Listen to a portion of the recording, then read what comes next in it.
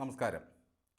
കാച്ചിൽ കൃഷ്ണപിള്ള, പാഷാണം വർക്കി, ആനവാരി രാമൻ നായർ, പൊൻകുരിശു തോമ, മാസപ്പടി മാധുപിള്ള, ഇങ്ങനെ സാഹിത്യത്തിൽ നമ്മളെ ചിരിപ്പിച്ച കുറേ കഥാപാത്രങ്ങളുണ്ട്. പേര് പറഞ്ഞാൽ മനസ്സിലാകാത്തവരെ നാട്ടിൻപുറത്തുകാർ ഇരട്ടപ്പേര് പറഞ്ഞ് മനസ്സിലാക്കി തരും.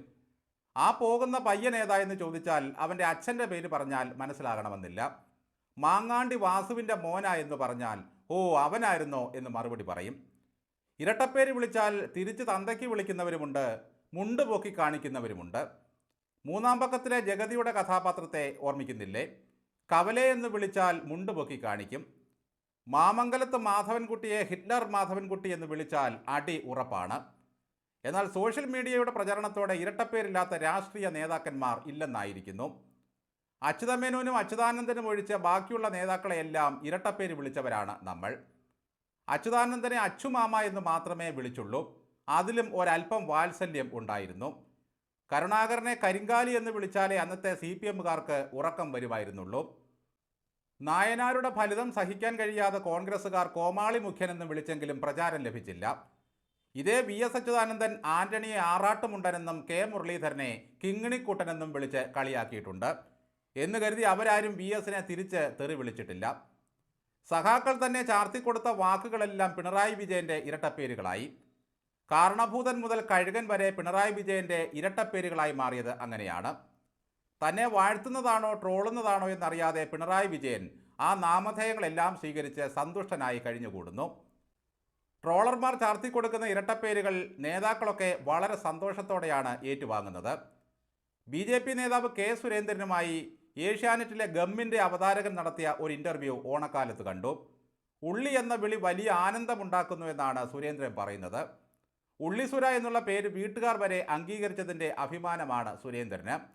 എൻ്റെ മോനെ ചെറിയ ഉള്ളി എന്നാണ് വിളിക്കുന്നതെന്നും അദ്ദേഹം പറയുന്നു.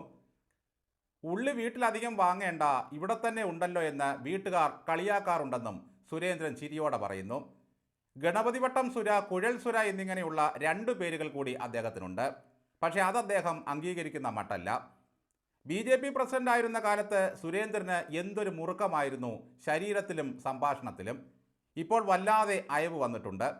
ചിരിക്കാനും നല്ല നർമ്മങ്ങൾ പറയാനും അത് ആസ്വദിക്കാനും കഴിയുന്നുണ്ട്. പിണറായി വിജയൻ്റെ ശരീരഭാഷയുമായിട്ടാണ് K സുരേന്ദ്രൻ പലപ്പോഴും മാധ്യമങ്ങളെ കണ്ടിരുന്നത്. അന്ന് അദ്ദേഹം BJPയുടെ അധ്യക്ഷനാണല്ലോ. അധ്യക്ഷന്മാർക്ക് അല്പം ഗൗരവമാകാം. എതിരാളികളെ കള്ളപ്പണിക്കരെന്നൊക്കെ വിളിച്ചതും ഓർക്കുന്നുണ്ട്.